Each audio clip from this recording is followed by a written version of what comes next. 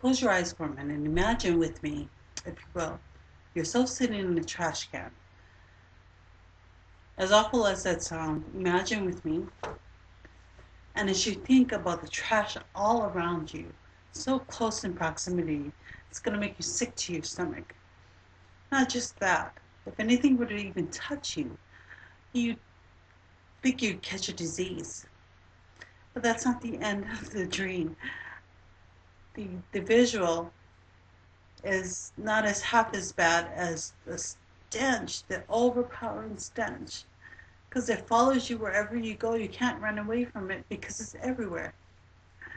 I use this analogy to show you what American Samoa has become by definition of the word, a container for disposal of waste matter, a trash can. In my work that I do, I'm on the island from one side to the other. I see the trash everywhere, on the main roads, on the back roads, the dirt roads, in the residential areas, in the commercial areas, the private roads, the government roads. I think it's safe to say that there isn't a trash-free road here on island. It's non-existent. The dilemma that we face here in American Samoa, amongst many things. American Samoa is plagued with many things, but it is its beauty that should be its top priority. It is what identifies us as a people, as a culture, as a country. Now,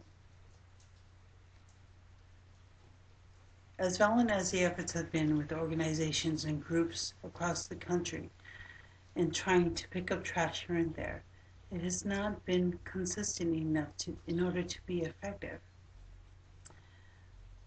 The current laws have not been effective either.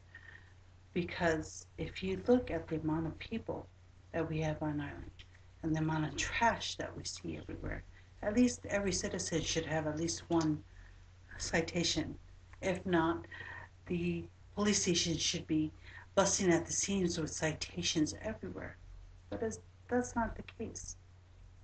This tells you that there has to be a revision of the laws in order to support accountability and to ensure the process can be maintained by our local authorities to justify it as law. Otherwise, we have a useless regulation that bears no weight. In conducting a survey amongst my peers, the participants concluded unanimously that the current trash dilemma is a serious problem and needs to be addressed appropriately. Alongside our roads in the villages is space between the roadside, and the ba, or the property owner's gate. This is where the eyesore is. The solution I propose is to promote a community island-wide initiative for the good citizens of American Samoa to take back our beautiful islands and restore our pride in our livelihood.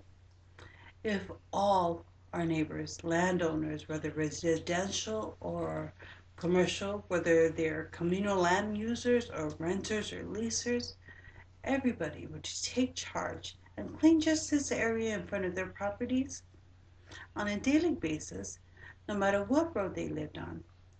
It will show our unity as a people and as a territory. This means removing all the trash and sweeping up the debris in front of the roads and keeping the grass well trimmed and removing the tall weeds. Many home associations do this around the world. They practice this in order to maintain a conducive standard of living. Conducive means favorable, encouraging, helpful, beneficial. Because our people need a little kick in the butt to get them going along, it should be passed as law with consequences by way of citations that impede hefty fines for noncompliance, just as home associations do. This is a sure way to attract accountability because it's obvious who didn't do their part. Just as health inspectors go around the island inspecting establishments to make sure they're within standards, we can have a department doing the very same thing to monitor this mandate. Then, as we get better in our littering dilemma, we'll see the change in the lives of our people when it comes to community and service. I'm sure we'll be able to improve this culture of habits. It may never be perfect, but it would be a far improvement from what we are going through at this time. Now that your eyes are open, I implore you to go see your district representatives, your lawmakers, the who's who of anyone that you think can really shake things up. Be out there, make an awareness. Take them this mandate. Tell them it's a great idea. I went to my representative and I brought him this dilemma, this idea. And you know what? He had the very same thing on mind too. In fact, he's working on a plan to get things moving.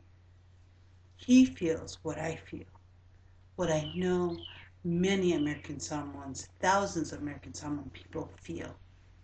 They want to protect the beauty of our islands. They want to improve things so that people see us and see our beauty as culture, as territory, as people. I encourage you and implore you to make a difference in this manner. Thank you.